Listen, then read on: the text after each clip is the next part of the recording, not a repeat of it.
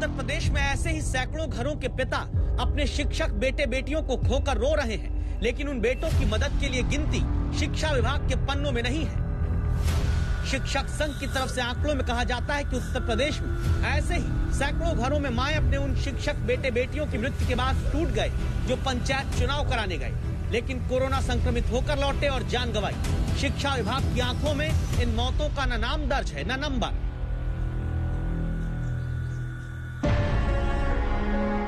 इसी तरह ना जाने कितनी बहनें अपने शिक्षक भाइयों को उत्तर प्रदेश में पंचायत चुनाव में ड्यूटी करने के बाद सिर्फ फोटो में ही देख सकती हैं। दावा है कि वो शिक्षक भाई चुनाव कराने गए तो कोरोना संक्रमण की चपेट में आकर घर लौटे और सांसें रूठ गई, लेकिन उन सांसों का हिसाब भी यूपी के शिक्षा विभाग के पास नहीं है।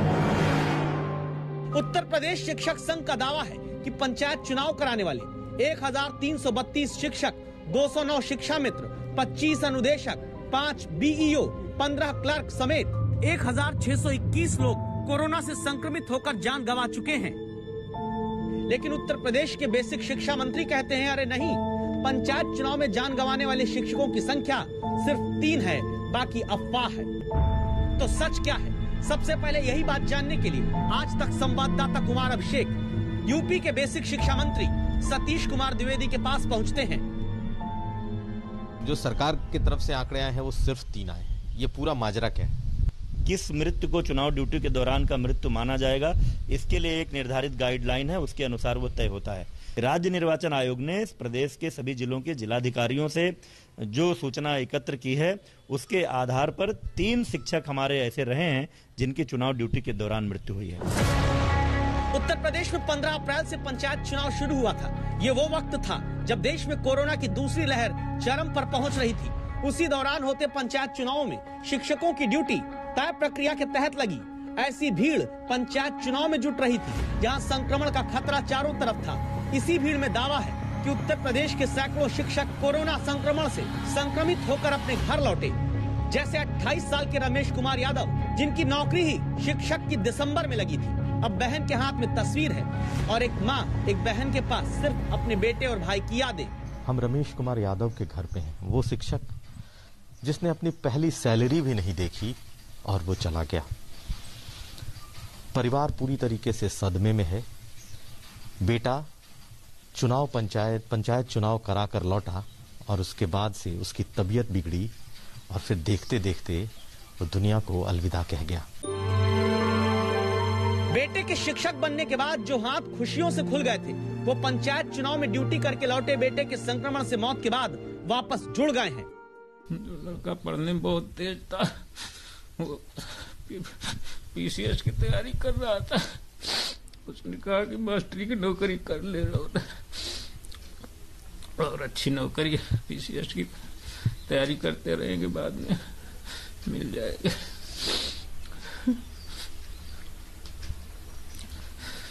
पता नहीं क्या हुआ सर, मैं तो समझ नहीं पाए। शिक्षक संघ की मांग है कि रमेश कुमार यादव जैसे ही जो 1621 शिक्षक और अन्य कर्मचारियों ने पंचायत चुनाव में ड्यूटी के दौरान दावा है संक्रमित होकर बाद में अपनी जान गंवाई, उन्हें मुआवजा मिले। लेकिन यूपी के शिक्षा मंत्री इस पर सवाल उठाते हैं। दोनों बातों में अंतर है। चुनाव ड्यूटी के दौरान मृत्यु और किसी अन्य कारण से मृत्यु।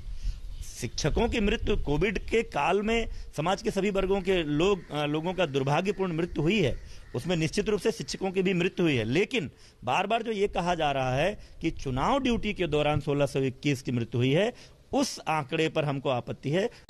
उत्तर प्रदेश का बेसिक शिक्षा विभाग कहता है कि राज्य निर्वाचन आयोग की गाइडलाइन के अनुसार निर्वाचन अवधि की गणना वोटिंग काउंटिंग संबंधी ट्रेनिंग के लिए कर्मचारी के घर से ड्यूटी स्थल तक पहुंचने और ड्यूटी समाप्त करके उसके वापस घर तक पहुंचने के लिए ही मान्य होती है। इस दौरान किसी की जान जाती है तो मुआवजे की राशि निर्वाचन आयोग तय करता है।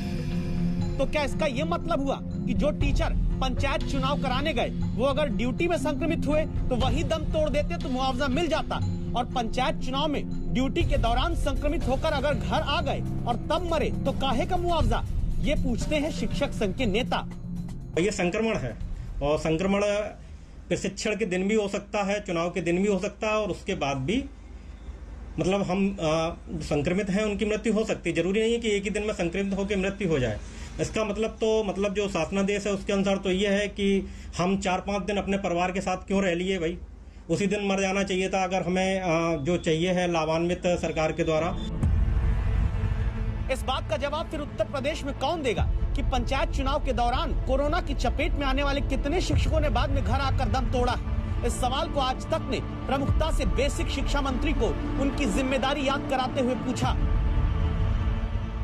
क्या ये कहीं काउंट में आएगा या नहीं आएगा, ऐसे शिक्षकों की मौत जो चुनाव ड्यूटी से लौटे हैं और घरों पर उनकी मौत हुई?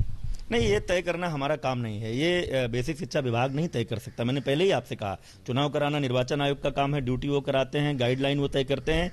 इसलिए किसको चुनाव ड्यूटी के दौरान मृत्यु माना जाएगा, किसको नहीं माना जाएगा, ये चुनाव आयोग के निर्वाचन आयोग के गाइडलाइन के अनुसार होगा। हमको निर्वाचन आयोग से जो सूचना प्राप्त हुई है वो 3 की हुई है। तो क्या चुनाव कराने गए शिक्षक को निर्वाचन आयोग की जिम्मेदारी बताकर पल्ला झाड़ लिया जाएगा? क्या बेसिक शिक्षा विभाग की जिम्मेदारी ये नहीं कि जिन शिक्षकों ने पंचायत चुनाव के बाद कोरोना से जान गंवाई, उनके बारे में पता किया जाता कि क्या वो चुनाव के दौरान संक्रमित हुए हैं? सरकार का कोई विभाग इस तरह का कोई ऑडिट तो करा नहीं रहा है। सरकार की ओर से रोज आपको आंकड़े जारी होते हैं, कितने लोग संक्रमित हुए, कितने लोग ठीक हुए, कितने लोगों की मृत्यु हुई, उसमें कोई विभागीय विश्लेषण नहीं होता है। इसलिए हमारे पास भी इस तरह का कोई विश्लेषण नहीं है। क्यों नहीं किया वो विश्लेषण? क्या शिक्षकों की सुरक्षा की जिम्मेदारी उन्हीं के विभाग की नहीं बनती? मंत्री जी, आपने पता नहीं किया तो आज तक संवाददाताओं की टीम निकली और उत्तर प्रदेश के कई जिलों के बेसिक शिक्षा अधिकारियों से ही पूछा है कि उनके जिलों में कितने शिक्षकों ने पंचायत चुनाव से लौटने के बाद कोरोना के संक्रमण से अपनी जान गंवाई है। देखिएगा जरूर। कुमार अभिषेक, लखनऊ, आज तक।